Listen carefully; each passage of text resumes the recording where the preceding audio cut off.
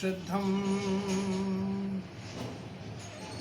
शुद्धात्म देव की जय, पंच परमेष्टि भगवान की जय, आचार्य प्रवर श्रीमती तारण मंडलाचार्य महाराज की जय, वाद सांगमयी जन्मणि माते।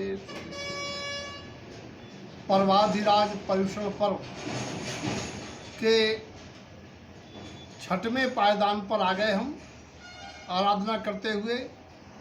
सर्वप्रथम क्रोध के आवेश का शमन करके हितग्राही परिणति, क्षमा भाव और मान कसाय के अभाव से विनम्रता एवं माया कसाय के समन से सरलता और झूठ पाप के अभाव से सत्य की प्रतीति एवं लोभ कसाय के अभाव पूर्वक शौच धर्म निर्लोभता पवित्रता के बाद आज मानस तैयार हुआ है संयम धर्म की आराधना के लिए। संयम धर्म हिंसा पाप के अभाव के लिए होता है। हिंसा पाप दुर्गतियों का हेतु है, मोक्ष में अर्गला है। संयम का स्वरूप है संयम संयमनम, मन का संयमन ही संयम का आधार है। संयम के विषय कहाँ मिलते हैं? संयम का प्रकरण षट श्रावक के षट आवश्यक में और 10 लक्षण धर्म में, साधु के चारित्र में। संयम के बारे में 2 शब्द कहेंगे। जो बिन ब्रेक गाड़ी, जैसे गाड़ी में ब्रेक नहीं है तो गाड़ी में बैठे हुए सवार की सुरक्षित यात्रा संभव नहीं है। जो बिन ब्रेक गाड़ी खेत बिना फलवाड़ी, खेत बिना बाड़ी, अगर खेत में बाड़ी नहीं है तो उसकी फसल का क्या हासिल होगा जी आप जानते हैं। संयम के बिना परिणामों की संभाल बहुत कठिन है। अंकुश बिना गज और डंडा बिना अज। हाथी पर सवार महावत के हाथ में अंकुश नहीं है तो हाथी की सवारी करने वाले का भगवान ही मालिक है, हाथी पगला गया तो। ऐसे ही जीव का अपने संयम रूपी अंकुश नहीं है तो सत्ता में पड़े हुए कर्म का उदय इन विषय अभिलाषा पूर्वक कहाँ पटक दे जीव को, कोई गारंटी नहीं है। और डंडा बिना अज बकरा।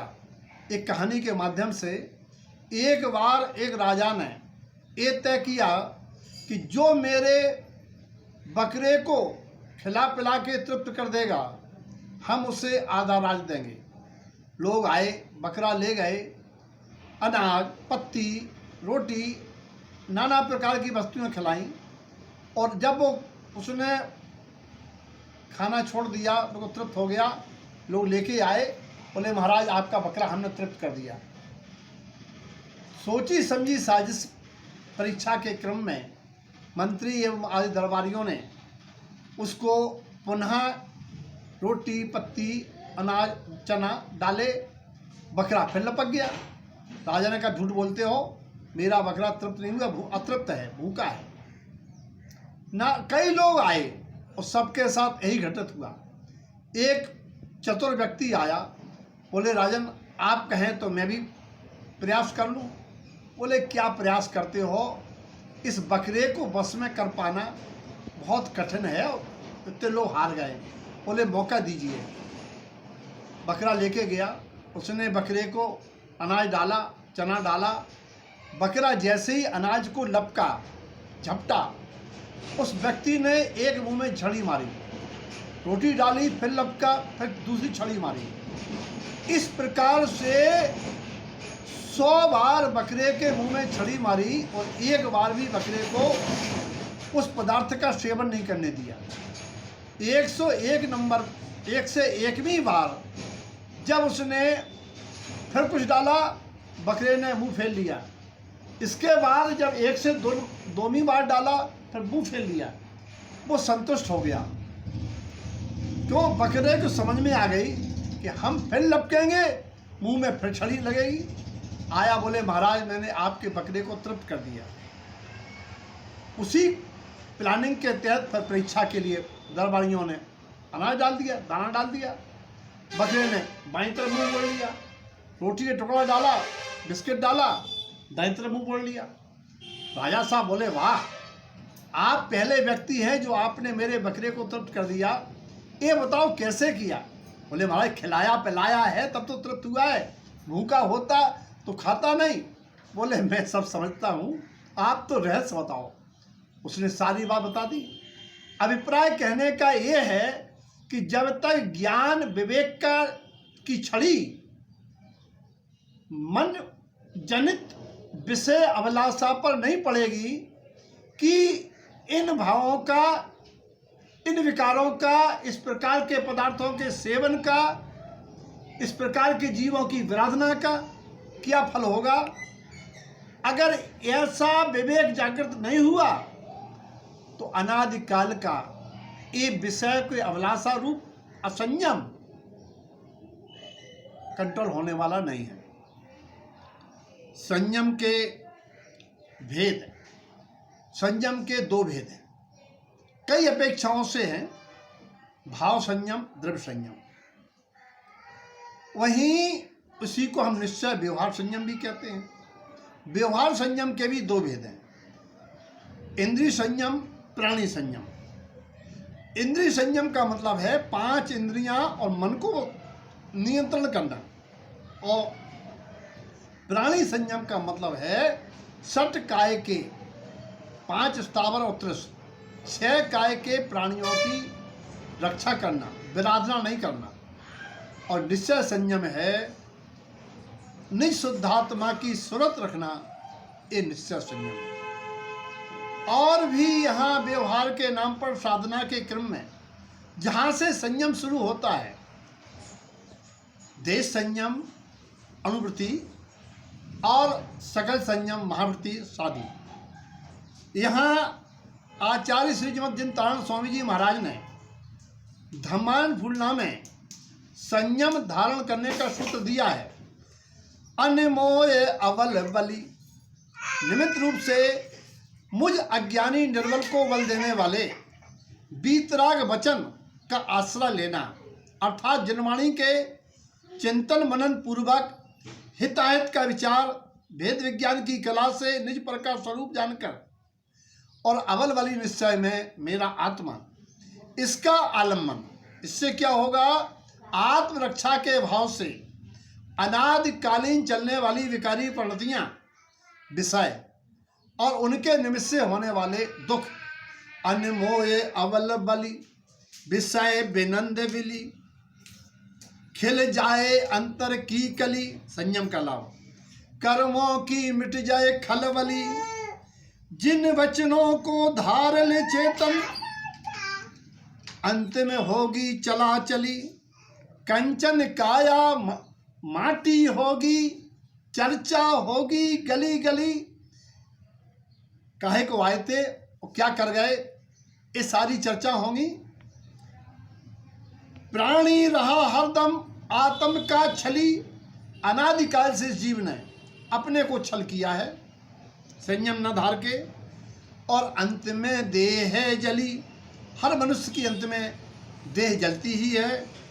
कर्मोदय की घड़ी कब टली, चलो चले हम मुक्ति स्थली, संयम धार चेतन महकाओ अंतस्थली, पाओगे शिव थली, दृढ़ता से, ढीलो धरे तो न पावे, गाढ़ो धरे तो पावे, बिल्कुल दृढ़ता पूर्वक, दृढ़ता से यम सदा पले, जो आजीवन नियम हैं यम कहलाते हैं, नित्य प्रतिदिन के नियम नियम कहलाते हैं। दृढ़ता से यम पली, और रहे आत्म फूली फली, इसी से आत्मा फूलेगी फलेगी। इस प्रकार से एक छोटी सी कहानी के माध्यम से, एक व्यक्ति के दो बीवियां थीं, एक नीचे रहती थी, एक ऊपर मंजिल में रहती थी।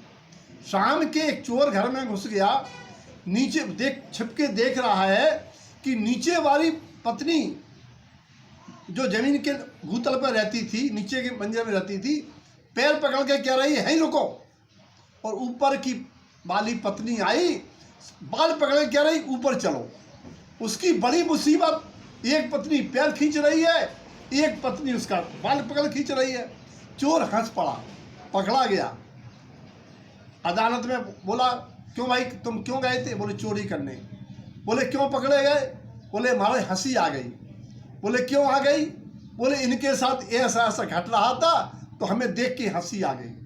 कहने का मतलब ये है, जिसकी दो बीवियां थीं उसकी ये दशा, और हमारी तो ये पांच पांच इंद्रियां रूपी बीवियां हैं, हमारा क्या होगा? अली मतंग मृग सलमीन विषय एक एक में मरते हैं, नतीजा क्यों न पावे बे विषय पंच जो धरते हैं। रहम जहाँ पर है, रहम जहाँ पर है, रहमान रहा करता है। रहमान जहाँ रहता है वही रहम करता है।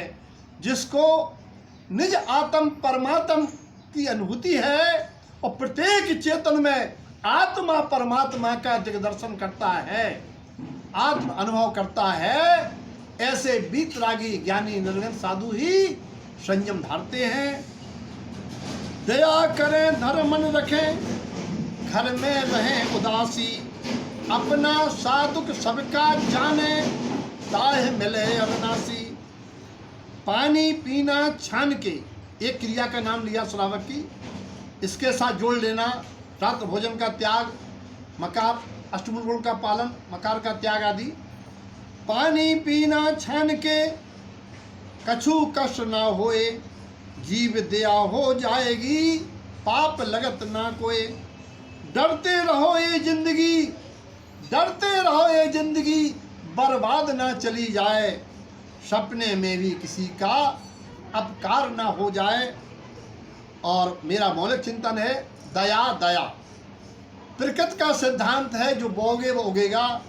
दया के भाव से प्रत्येक प्राणी आपके प्रति दया का भाव करेगा, और अनंत काल की यात्रा में जो जो अत्याचारी हुई हैं उनका परिणाम है आज जो शत्रु आदि बन के दुख के निमित्त बन के जो दुख दे रहे हैं। इसीलिए दया दया। दूसरा दया याद। अगर दया करना चाहते हो तो दया का फंडा याद। आत्म की याद करोगे, आत्म की हित की भावना करोगे, आत्म दुखी ना हो ये ध्यान करोगे तो दया पलेगी। अंतिम शब्द है जीना। जीना अपना जीवन जीना ऐसा हो जिससे मिल जाए, बन जाए मुक्ति महल का जीना, जिसमें होते हैं 10 घोड़ा 10 सीढ़ियाँ। आज हम उन्हीं सीढ़ियों पर चढ़ के शिव महल में जाने की आराधना कर रहे हैं। 3 प्रश्न हैं। संयम की पात्रता किस गति में है? स्वर्ग नरक पशु गति में नहीं, यानी केवल ए मनुष्य भाव की भूमि में ही संयम का सुवास युक्त अमृत पुष्प हो सकता है। देव तरसते हैं जब उन्हें पालकी उठाने नहीं दी जाती है। और संयम धारण से लाभ आलस हरण करण सुख ठाई, अर्थात प्रमाद रहत बिना जीव होता है, हिंसा का अभाव होता है, और संयम से ही जिन वाणी हृदय में प्रवेश करती है। संयम न धारने से हानि अविरत दशा में आश्रय होता है। और प्राणी संयम का उपाय है मैत्री, करुणा, माध्यस्थ और प्रमोद भावना का चिंतन। साथ ही संयम का उपाय है एक घड़ी मत बिसरो करो, नित्य आओ यममुख बीच में। अगर कोई गोली लेके खड़ा हो जाए क्या विषय भोगो? कोई भोगेगा? कभी नहीं। अगर जीव ये समझे मेरा आज जीवन का अंतिम क्षण है तो मृत्यु को सम्मुख देखते ही संयम का भाव आएगा, जिससे अभिलाषा चली जाएगी। इन भावनाओं के साथ प्राणी और इंद्रिय संयम को धारते हुए अपना निर्भय सफल कर इस श्रावक कुल को अपनाएं, श्रावक कुल को सुखद बनाएं, मुक्ति मार्गी बने। ऐसी मंगल भावना के साथ जय तारण, जय जननी।